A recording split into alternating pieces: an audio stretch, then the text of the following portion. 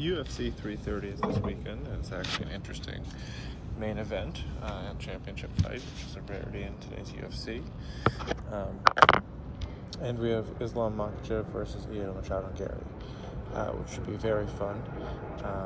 Ian Garry is an interesting fighter who has a great defensive style and can capitalize on some offensive moments if they're presented to him, but is pretty risk-averse.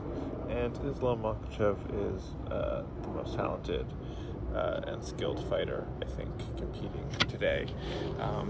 Probably the most all-around skilled. He's got great dynamic striking. He obviously has the Dagestani wrestling pedigree.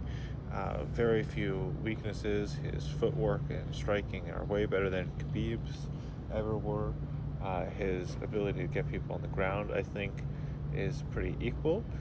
His ground and pound once they're on the ground, of course, is not equal. Khabib's is probably going to be the best we ever see on that, with maybe prime John Jones being right up there as well. But the all-around skill set of Islam Makhachev is incredibly impressive, and it's going to be a fun fight. I still give Ian Garry some chance. He is large for the division. He is very tactically smart once he's in the fight. I think his fight against loss to Shavkat Rakhmonov. Even in the loss, that was very impressive. He really injured Shavkat and stymied his career going forward, even though he lost the fight. And he really showed, I think, some tactical brilliance in there, even when put in tough positions. And I do think in the cage he's going to be larger and probably a little stronger than Islam Makhachev. And we're going to see if he's put some of his risk-averse tendencies and his defense-first tendencies go away, and he really tries to push the pace a little bit, make something happen. Or if he just waits and if he has some sort of counter-wrestling plan that he's interested to try out for the first 2 or 3 rounds against Islam Makhachev to hopefully stall out the wrestling and force it into a long-range kickboxing match where he has some tactical plan and a natural advantage with his frame. Now, the consequences of Ian Garry winning, I think, would be devastating. I think that although he is not a charismatic or dynamic personality, Islam Makhachev has kept the torch of the Khabib Nurmagomedov Russian fan base, whatever, his fan base alive and well. The handoff between them was pretty seamless, and I think that that group of people would hate Ian Garry. I mean, he just did a PETA advertisement. He's, I don't know, seemingly just distasteful to online MMA fans that I see posting or commenting on things for whatever reasons. I guess the public advertising he did for PETA against animal abuse or to be vegan, I guess, is the most public thing I could point to. But Ian Garry, I'm not against PETA as an organization. I believe animal abuse should be taken more seriously, although I'll never stop eating meat. And he doesn't seem to be like super right-wing in an off-putting way that as a left-leaning fan of the UFC can be very annoying and disturbing to me when they make that the center of their whole personality or are too edgy for the sake of being edgy. But he sort of has the same sort of anti-charisma that Sean Strickland has, in which, I don't think that the UFC are ever going to really put him in front of the camera much because of the way he talks, the way he says things, and just he has a little bit of Bill Maher syndrome where even though I feel like I agree with a lot of what he says sometimes, I mean, not Bill Maher anymore, but, maybe 10, 15 years ago, I still disliked him for his attitude and the way he presented everything.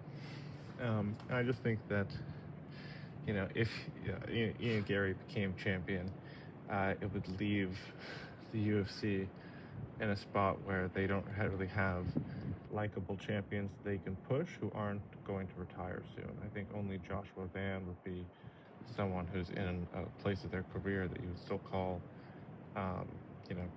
sort of young. I mean, everyone else is a fight or two away from retiring or having a devastating injury that they sort of need to prove themselves coming off of.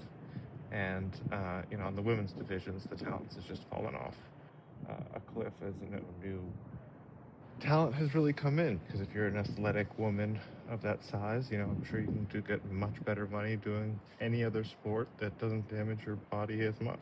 So go try that out first. I mean, hell, even the new heavyweight that everyone was excited about, Gable Stevenson. I mean, he had more baggage associated with him than, Newark Airport. But people were still excited to have some fresh blood in the heavyweight division. He was a young gold medal Olympian in wrestling and is incredibly athletic. He's weighs like 280 and can do a standing backflip. It shows you the state of the UFC that someone like that, who would be a shoe-in for, you think greatness in the sport, or at least highly competitive. He was a gold medal in a sport that sort of directly correlates to fighting with the skill set and the toughness that you bring to it. He tried to do everything possible before becoming a UFC fighter. I mean, it wasn't the scandals and the sexual assault that he narrowly avoided charges on that derailed his sporting career. He tried to be an NFL linebacker. He tried to do WWE first. Anything he could put his athletic ability to, he wanted to give that a go before he was a UFC fighter. And even though he's undefeated in mixed martial arts now and just had his first UFC fight, which he won in a first round knockout, we'll see how far he can go, because heavyweight is just an incredibly sloppy division.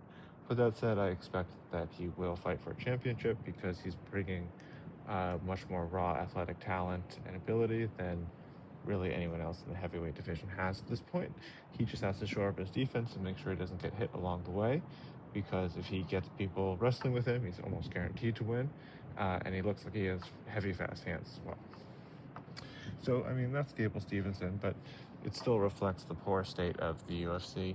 I like Joshua Van. I hope that he is champion for a while and produces fun fights, because he's a great action fighter. But, are we ever going to see Tom Aspinall again? Cyril Gahn is not someone who I don't think they're really going to get behind as a great personality. Carlos Ulberg just blew up his whole leg in his victory, so we need to see how he comes back in. Sean Strickland, not super charismatic, and is too controversial in his views and how he expresses himself for the UFC to really push. Islam Makhachev is not charismatic, and although he does keep the fandom that he inherited going very well, but he looks like he's closer to the end of his career. Probably has maybe 4 or 5 fights maximum left. Justin Gaethje has maybe 1 fight left before he retires. Same with Alexander Volkanovski. Peter Yan has probably 1 or 2 more fights. So the UFC is an interesting place, because I can't think of really anyone of note who are going to replace these people in their divisions at the moment. I mean, light heavyweight can always have Yuri Prochazka as champion, and people care about him because he's a fun, dynamic personality. But he is probably the last one standing in the UFC at this moment. But hopefully some new people come up, and the UFC realizes that they need to push people so that fans can have people to root for, instead of just the product of men fighting in a cage, or women fighting in a cage.